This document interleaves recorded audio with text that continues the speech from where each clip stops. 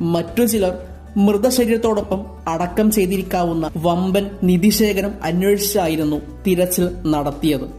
പക്ഷേ ഇതുവരെ ആർക്കും തന്നെ അദ്ദേഹത്തെ കണ്ടെത്താനായിട്ടില്ല. മരിക്കുന്നതിന് മുമ്പ് ചെങ്കിസിന്റെ അഭ്യർത്ഥന പ്രകാരം ഒനോൺ നദിക്ക് സമീപം എവിടെയോ ആണ് അദ്ദേഹത്തെ അടക്കം ചെയ്തിരിക്കുന്നതെന്ന് ചില ചരിത്രകാരന്മാർ അഭിപ്രായപ്പെടുന്നു. സ്ഥലം രഹസ്യമായി സൂക്ഷിക്കാൻ ശവമഞ്ചത്തെ പിന്തുടർന്ന മുഴുവൻ ആൾക്കാരെയും കൊന്നുതള്ളി എന്നൊരു കഥ പ്രചാരത്തിലുണ്ട്. മാത്രമല്ല, മൃതദേഹം മറവ് ചെയ്യാനുള്ള പ്രദേശത്തുള്ള സ്ഥലവാസികളെയും കൊന്നൊടുക്കിയെന്നും അവസാനം ശവസംസ്കാര ചടങ്ങുകൾക്ക് ശേഷം അതിൽ പങ്കെടുത്ത വിശ്വസ്തരും തുടർന്ന് ആത്മഹത്യ ചെയ്തു എന്നും പറയപ്പെടുന്നു. എല്ലാത്തിന്റെയും അവസാനം മൃതദേഹം അടക്കം ചെയ്ത സ്ഥലം ഐഡന്റിഫൈ ചെയ്യാതിരിക്കുന്നതിനായി 1000-ലധികം കുതിരകളെ ഈ പ്രദേശത്തു കൂടി, അതായത് ഒരു നാട് മുഴുവൻ കവർ ചെയ്യുന്ന രീതിയിൽ കുതിരകളെ പായിച്ച് കുളമ്പടയാളം